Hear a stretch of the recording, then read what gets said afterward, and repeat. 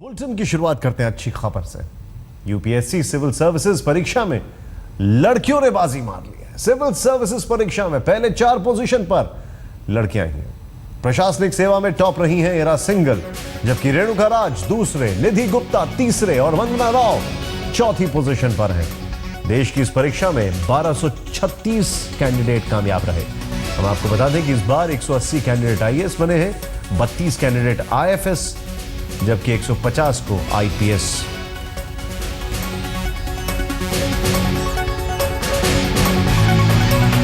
यहां पर आपको बता दें, इरा की अगर बात करें तो ये उनका दूसरा अटेम्प्ट था। पहले अटेम्प्ट में इंडियन रेवेन्यू सर्विसेज तक उनका पहुंचने में वो कामयाब हुई थी, लेकिन उन्होंने ये दूसरा अटेम्प्ट दिया।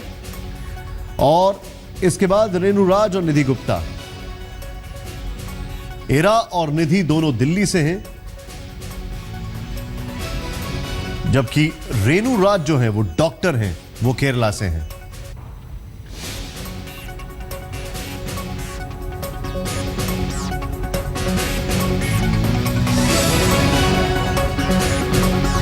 रेवेन्यू सर्विसेज में है इरा,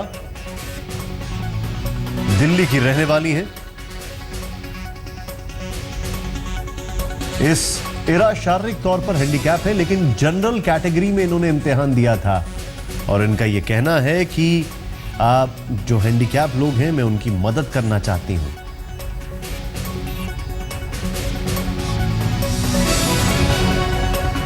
पहली बार रेणु ने दिखाया कमाल। रेणु राज पेशे से डॉक्टर हैं। रेणु केरला की रहने वाली हैं, 1 साल से कर रही थी तैयारी।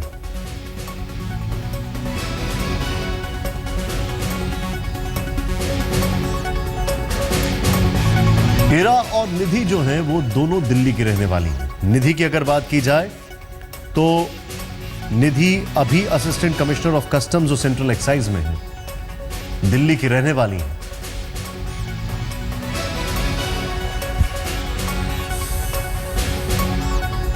और इस शानदार कामयाबी के लिए हमने थोड़ी देर पहले इरा को बधाई दी, उनसे बातचीत की।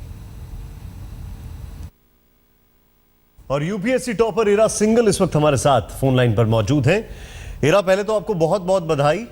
और सबसे पहली चीज, क्या उम्मीद थी कि आप टॉप करेंगी? नहीं, ऑनेस्टली ये तो किसी को भी नहीं होती, I think. But my efforts got recognised, but नहीं, ये तो मुझे नहीं थी उम्मीद। इरा, एक बात बताइए, ये आपका पहला अटेम्प्ट था या इससे पहले भी आप अटेम्प्ट कर चुकी हैं? मैंने इससे पहले अटेम्प्ट किए हैं। मैं 2009 तक कैडबरी में काम करती थी as a strategy manager, and 2010 में मैंने फर्स्ट अटेम्प्ट, मतलब 2010 में मैंने छोड़ के दिया था। फर्स्ट अटेम्प्ट तो नहीं था, बट हाँ 2010 में मैंने दिया था।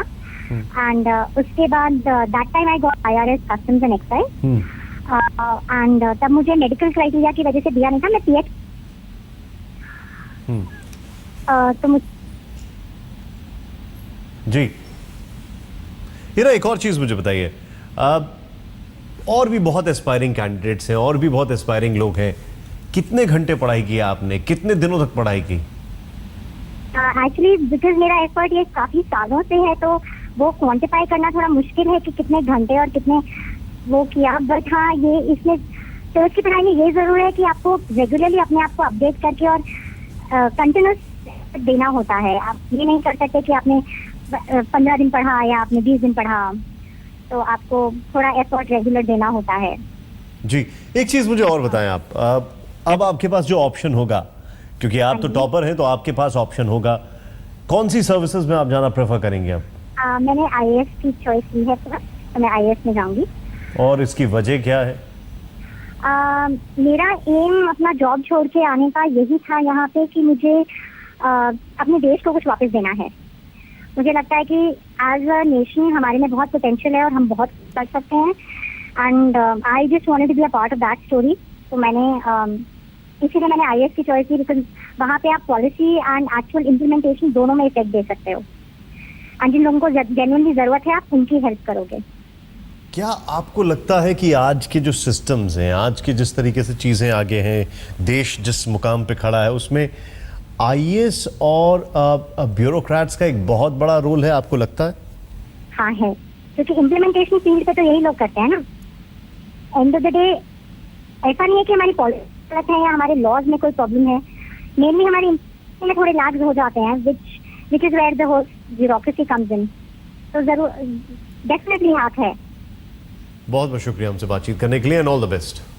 Thank you so much. Thank you. UPSC का रिजल्ट आने के बाद प्रधानमंत्री नरेंद्र मोदी ने भी ट्वीट किया और परीक्षा पास करने वाले छात्रों को बधाई दी है। सिविल सर्विसेज की परीक्षाओं उत्तीर्ण करने वालों को बधाई। राष्ट्र सेवा की यात्रा शुरू करने के लिए शुभकामनाएं। जो छात्र परीक्षा उत्तीर्ण नहीं कर पाए उन्हें कहूंगा कि ऐसे पल जीवन का भाग है।